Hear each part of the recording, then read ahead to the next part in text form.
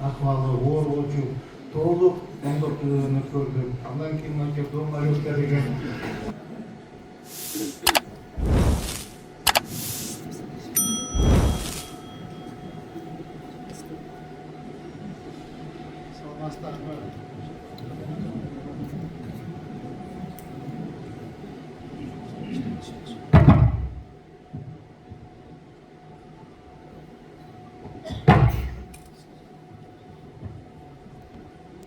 саламаттарда урматтуу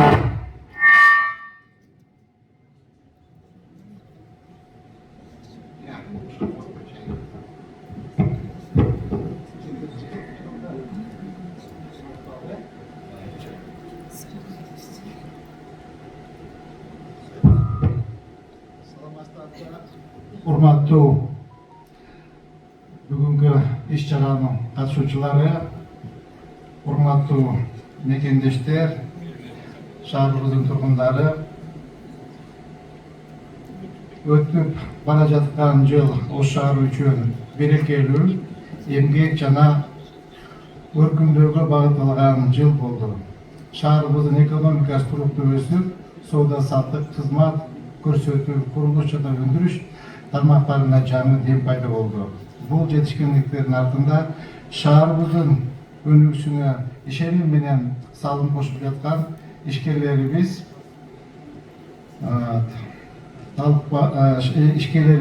талкпаган эмгеги турат.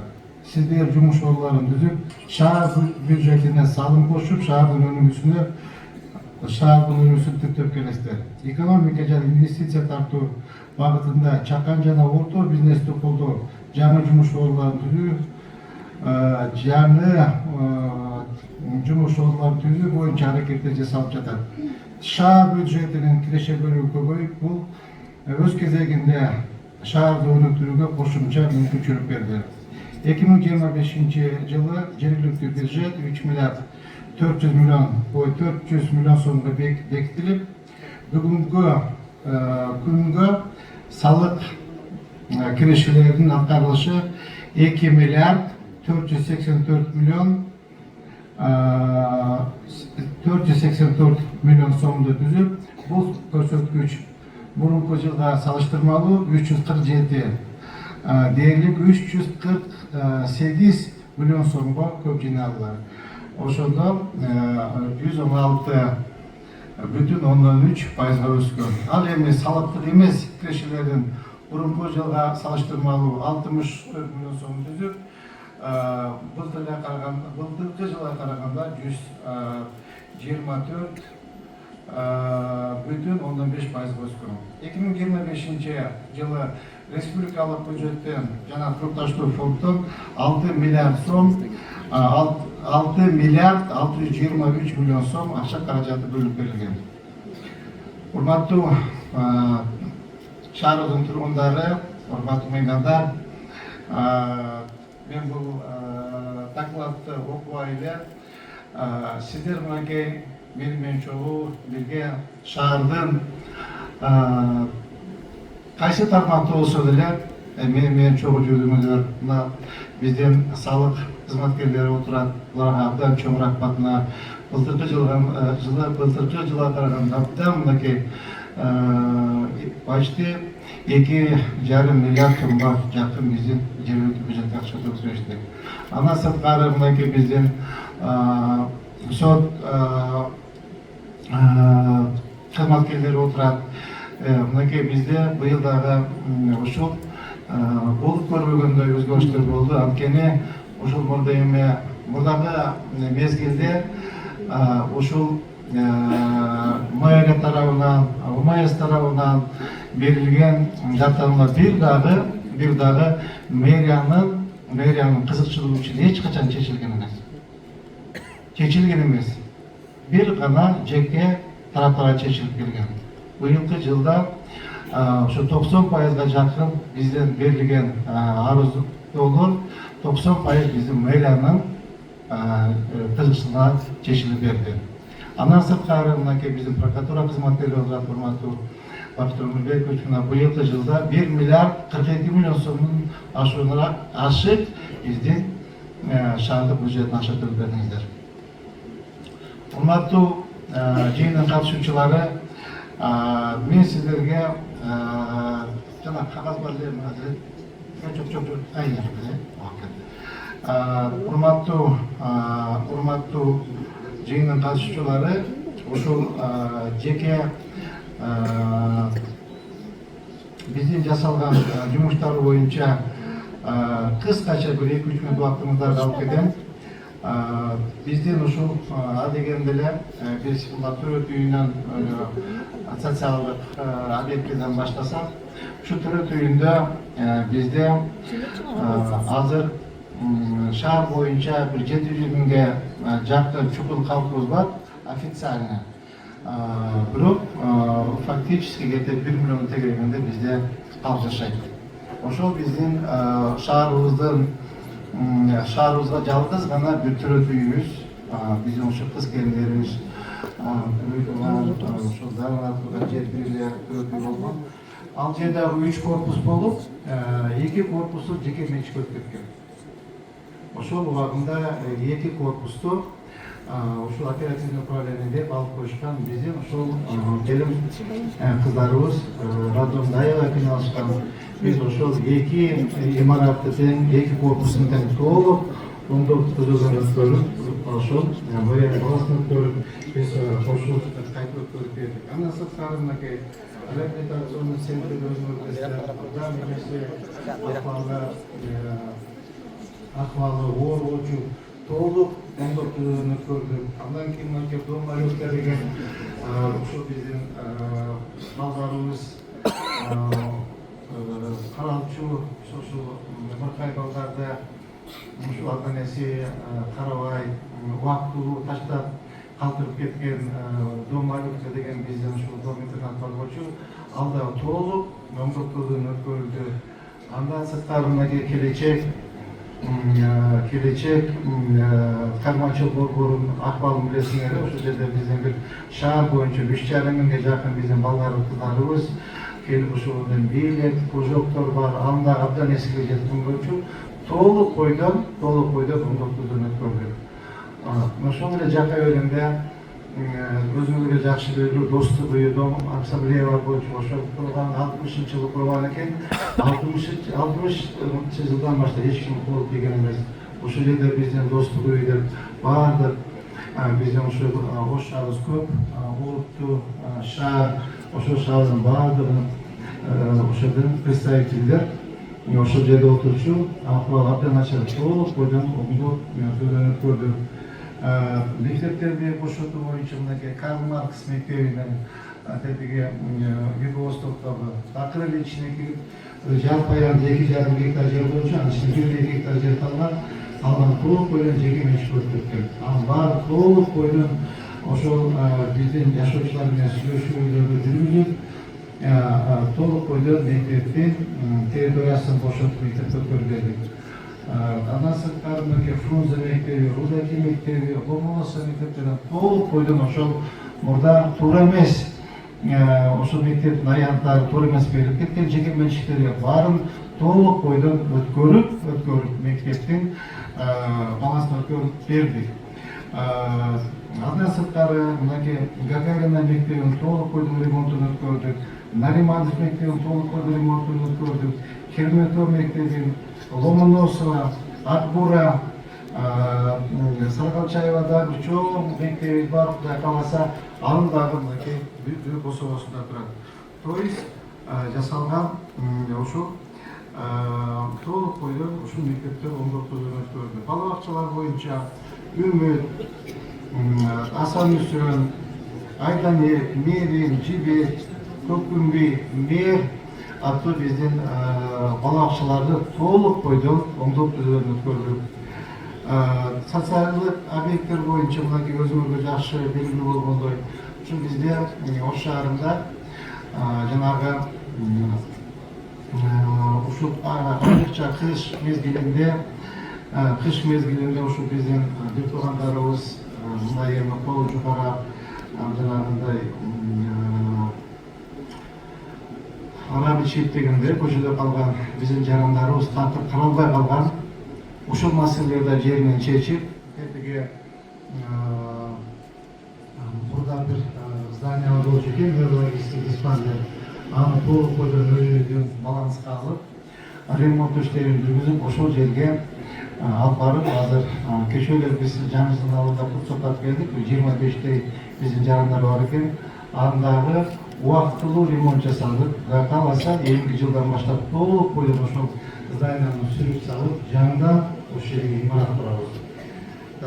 Искелер боюнча Барпы, Сейил багы, Муллыевадагы жаңы парк ачты, Көкүмбийде жаңы парк ачты, Сайрам, Ярованскийде ачтык паркты, Осмоновада, Мамыровада, Абай Кунанбаев, Анар 1, Анар 2, Жоло Мамынов атындагы искер, Давыдов атындагы ушундай искерлерди толук бойдон быйыл оңдодук, капиталдык ремонт өткөрдүк. Андан башка мынакей Түлөкөндө ордагы Союз безинен токтоп калган биздин санатория оргочу буюрса ушул жылы март айынын 15-inde ал санаторияны ачабыз.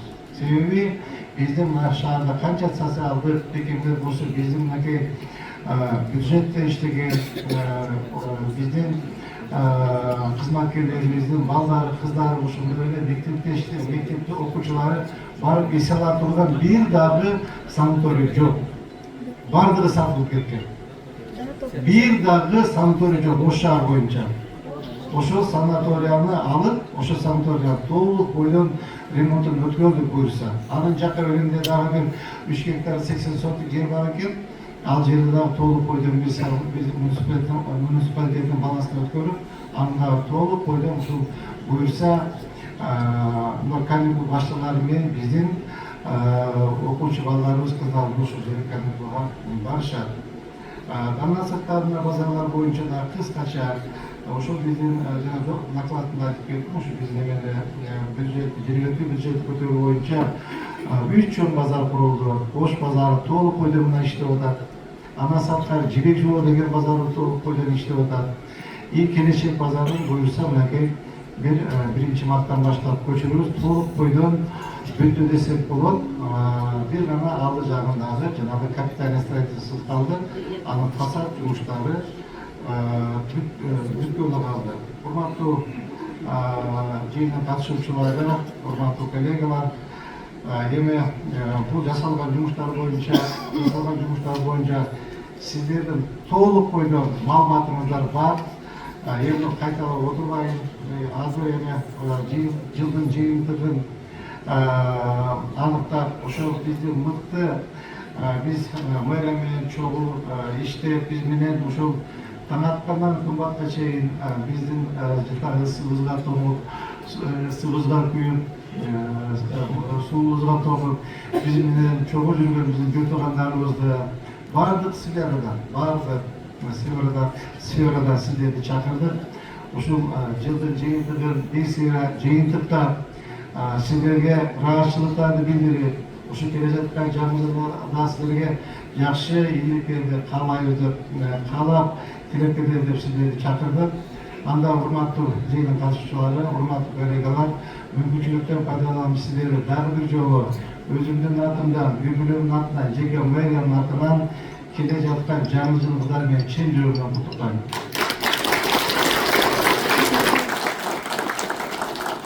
Сиздерге ишиңиздерге ийгилик каалайм. Отуңуздан эч качан күлкү кетпесин. Уулдун урматын, кыздын кызматын көрүңүздөр. Ар дайым бар болуңуздар. Бир тууган болуп жүрөлү. Мынакей Ош шаар кичике эле шаар. Ким канча деген жетекчилер келип иштеп кетти. Бирок, урматтуу коллегалар, мен Ош шаарын ушунчалык сүйдүм. Мен Ош шаарын ушунчалык жакшы көрдүм. Мен буюрса канча иштеп билбейм, бирок күчүмдүн жетишинче Ош шаарын оңдойм.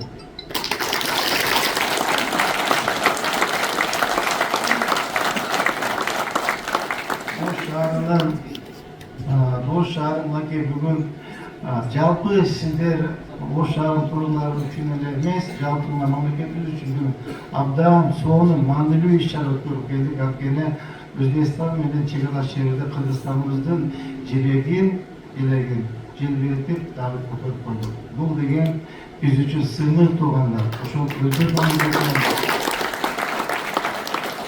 Özbekistan memleketinden çekilen ödüp kelgen hekimlerimizin gelegimiz jarkırap, jeldirep ilip tursa biz üçün sığınып. Ошол жерде кандай туристтер келсе, мынакей Кыргызстанга келдик деп ошол жерден түшүп, сөткө түшүп, татаандар кылып мынакей фото журналга чыктык. Ошол жерде мына барып таанышып, көрүп келсеңиздер болот. Анда урматтуу коллегалар, дагы бир жолу келе жаткан жаңы жылыңыздар менен куттуктайм. Бар болуңуздар, аман болуңуздар. Кайсы жерде болсо да жүзүңө жарык болсун. Жасаган иштерибиздин баардыгы акырет кайтып, элдин алдында, шаардыктарыбыздын алдында жүзүбүз жарык болсун. Рахмат. Урматтуу Жекпешев Матыч, урматтуу шаарыбыздын тургундары, урматтуу меймандар, урматтуу экономикага, шаарыбыздын социалдык багытына салым кошкон жетекчилер, сиздерди кирип келе жаткан жаңы жылыңыздар менен Бош шаардык кеңешинин депутаттарынын атынан жана жеке өзүм атынан куттуктап кетүүгө уруксат этиңиздер.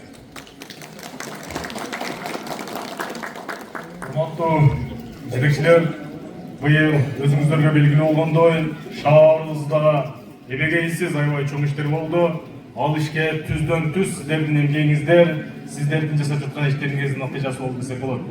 Себеби экономикабыздын, шаардын негизги экономикасын түзүү бул ар бир ишкердин, ушул жерде отурган адамдардын, ушул жерде отурган жетекчилердин бардыгыңыздын түздөн түз аракетиңердин, түздөн түз демилгелүү ишиңердин натыйжасы болду.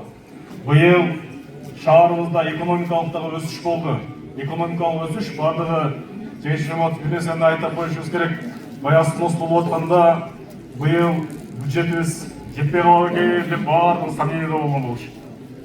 Кудай буйруп, тилекке жараша быйыл ушунча снос болуп, башка иштер алдыга жылжып кетип атса дагы, бүгүнкү күндө шаардык былтыр коюлган план аябай бийик коюлган болчу, 100% бүгүнкү күндө аткарылып отурат.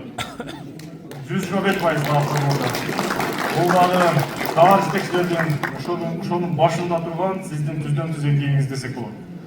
Шаар эли, шаардык депутаттар буга түз баасыны, жакшы баасын берип аткан мезгили. Анан жана сөзүңүздө жакшы белгилеп өттүңүз, быйыл шаар бардыгы бир организм болуп, бир багытты көздөп, бардыгыбыз бир багытты көздөп иштедик. Анын негизги максаты, негизги иши бардыгынын жүрөгүндө шаарыбыз өнүксө экен, мамлекетибиз өнүксө экен деген чоң амбиция бар болчу. Мына бүгүнкү күндө укук коргоо органдары, прокуратура органдары, сот органдары, улуттук коопсуздук органдары, биздин милиция быйыл бардыгы башы бириктирип, бир багытты көздөп иштедик эле. Мына бүгүнкү күндөгү жыйынтык, мен ойлойм, шаарыбызда прокуратуранын тарапында болсо керек, шаарыбызда монча каражатты бүгүнкү күндө мамлекеттин балансына, мамлекеттин каражатына кайтарган. Сот органдары мына бүгүнкү күндө мамлекеттин кызыкчылыгы, элдин кызыкчылыгы, жалпы журттун кызыкчылыгы үчүн иштеп аткандыгы, адилеттүү чечимдер чыгып аткандыгы, эч ким арызданбай аткандыгы дагы бул мамлекетибизде, шаарыбызда адилеттүүлүктүн бесиги болду деп десек болот. Анан ошол эле мезгилде Нурел Абдыжалиевич, сизге чоң рахмат. Мына былтыры 8 ай 9 ай ичинде дагы шаарыбызда мына бүгүнкү күндө бюджетти 125%га аткарып отурасыз. Сизге шаардык кеңештин депутаттарынын атынан, элдин атынан сизге ыраазычылык билдирип кетүүгө уруксат этиңиздер. Урматтуу шаардыктар, урматтуу жетекчилер, Кудай буйруса, кийинки жылы дагы шаарыбызда амбициялуу проекттер бар, амбициялуу иштер бар, чоң-чоң жолдорду ачышыбыз керек, алдыда бюджетти көтөрүшүбүз керек, социалдык абалыбызды чыңдашыбыз керек. Ошол иштерге бардыгыбыз биргеликте, бир багытты көздөп, бири-бирибизге өбөк, бири-бирибизге жөлөк болуп, кийинки жылы мамлекетибиздин, шаарыбыздын бюджетин бир 6-7 миллиардга чыгарганга жараткан өзү насип этсин. Бардыгыңыздарды байрамыңыздар менен куттуктайм.